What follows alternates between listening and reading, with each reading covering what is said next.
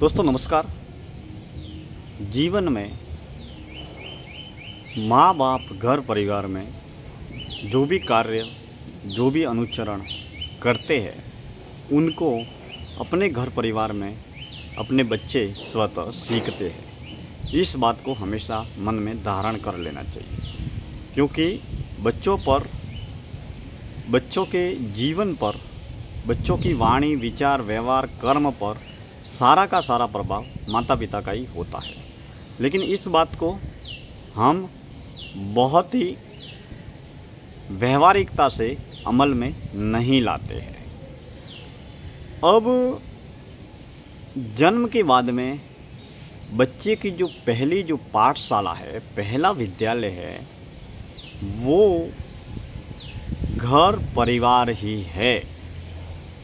क्योंकि बाद में वो 5 साल बाद, 10 साल बाद, 25 साल बाद वो स्कूल में जाता है, कॉलेज में जाता है, लेकिन जन्म के बाद उसके जीवन का पहला विद्यालय, जहाँ से वो ज़िंदगी को जानता है, पहचानता है, समझता है, सीखता है और पहली बार जिनसे रूबरू होता है, व्यक्तिगत रूप से मिलता है, वो उनको समझता है, वो है घर परिवार और घर परिवार के माता पिता।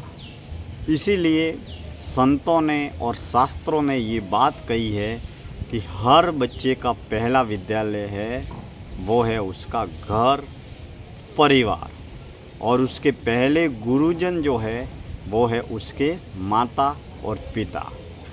अब बच्चा जब भी जन्म लेता है तब जन्म लेने के वक्त वह एक गीली माटी की तरह होता है, लेकिन परिवार की परवरिश, परिवार के संस्कार, परिवार के वातावरण, परिवार की आदतें, परिवार के कार्य जैसे होते हैं वैसे ही परिवेश में वह बच्चा रहकर घर परिवार समाज संस्कार धर्म जाति वर्ण गांव देश काल परिस्थिति इत्यादि सब से वह रूबरू होता है, सीखता है। अब अक्सर यह बात हमारे सामाजिक पारिवारिक जीवन में सामने आती है कि माँ बाप स्वयं अगर अच्छी राह पर, नेक राह पर चलेंगे तो सचमुच वो बच्चे स्वतः नेक राह पर चलेंगे।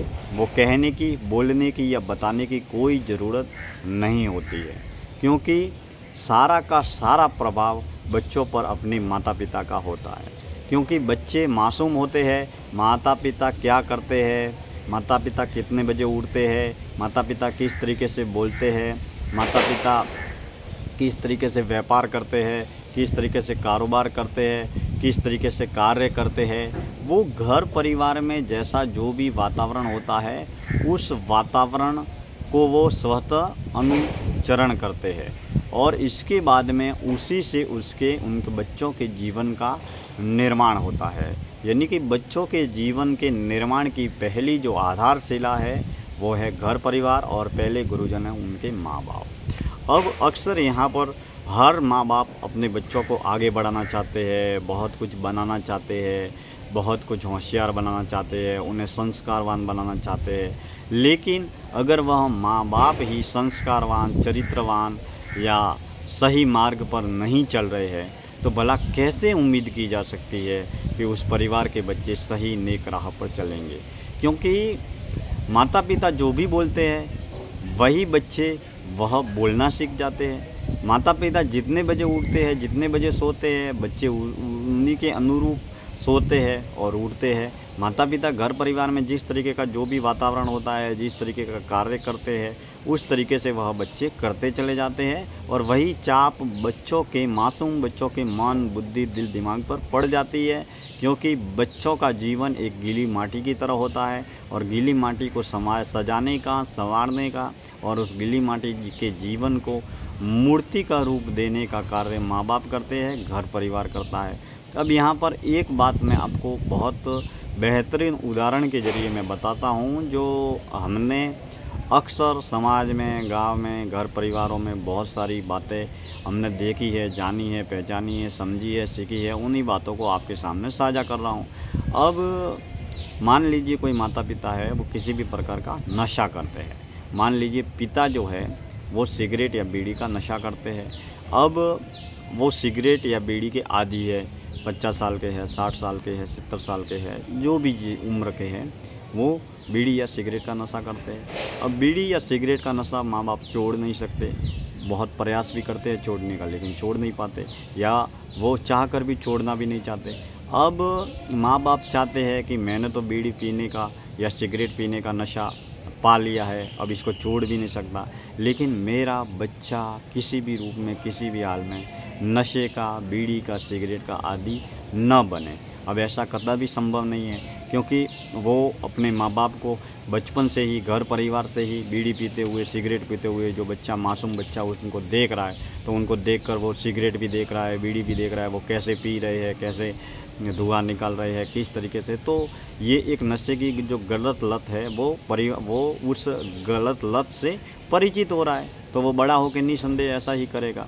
तो कुछ माँ बाप है या कुछ परिवारजनों में अपशब्द या गाली गलौज या अश्लील शब्दों का गुस्से में प्रयोग किया जाता है।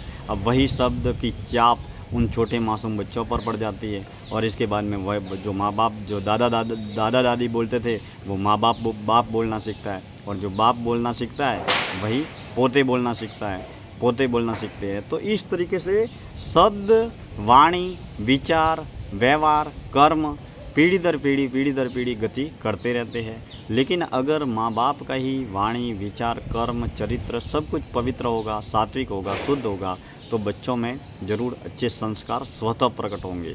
लेकिन दुर्भाग्य का विषय ये है कि माँ बाप सुधरना नहीं चाहते, माँ बाप संभलना नहीं चाहते, माँ बाप अच्छी आदतों पर, अच्छे व्यवहार पर, अच्छी वाणी पर, अच्छे विचार पर, अच्छे रास्तों पर चलना नहीं चाहते, और वो अपनी मासूम संतानों को, वो अपने बच्चों को अच्छी राह पर, अच्छे संस्कारवान पथ पर लेकर जाना चाहते हैं। तो भला ऐसा कैसे संभव है? यानी कि सबसे पहले घर परिवार को संभालने के लिए, घर परिवार को सुधारने के लिए माता पिताओं की जीवन की पद्धति में सुधार होना अत्यंत आवश्यक है। और जिन घर परिवारों में माता पिता अच्छी राह पर चलते हैं, अच्छे विचारों पर चलते हैं, अच्छे कार्य करते हैं, उनके बच्चे स्वतः ऑटोमेटिक ही वो कार्य करने लगते हैं। तो मेरे कहने का तात्पर्य ये है कि बच्चों में संस्कारों का सिंचन करने के लिए, बच्चों को संस्कारवान राह पर लेकर जाने के लिए, बच्चों को सही मार्ग पर लेकर जाने के लिए सबसे पहली पीढ़ी है वो है घर परिवार और माता पिता। अगर माता पिता संभल कर रहेंगे, अगर माता पिता ही सही मार्ग पर चलेंगे, अगर घर परिवार में ही अच्छा वातावरण होगा, तो बच्चे निसंदेह आगे बढ़ेंगे, सफल भी होंगे, सक्षम भी होंगे, संपन्न भी होंगे। लेकिन यह सब तभी संभव है जब उनके जीवन में सेवा हो, दया हो, करुणा हो, सात्विक कार्य हो, सात्विक राह पर आगे चलने का भाव हो। क्योंकि घर परिवार के बिखरने में, टूटने में, युवाओं के पथ से विमुख होने में हमारे घर परिवार के संस्कार बहुत बड़ा अहम योगदान देते हैं। और घर परिवारों को बचाने के लिए, युवा पीढ़ी को, बच्चों को सही राह पर लेकर जाने के लिए हमें अपनी वाणी और विचारों के माध्यम से समाज को, युवाओं को, स्कूल कॉलेज के बच्चों को जागरूक करने का, प्रेरित करने का सार्थक और सकारात्मक प्रयास अवश्य करना चाहिए, ताकि हमारा समाज, हमारा गांव, हमारा देश, हमारा राष्ट्र वाणी और विचारों के माध्यम से सही मार्ग पर चले, और आने वाली जो युवा पीढ़ी है वो राष्ट्र के निर्माण में, समाज के निर्माण में अपना अहम योगदान दे सके। आज की बातें इतनी ही। अगली चिंतन यात्रा में किसी और नए विषय को लेकर आप और हम बातचीत करते रहेंगे। आप जुड़े रहें हमसे। बहुत बहुत धन्यवाद।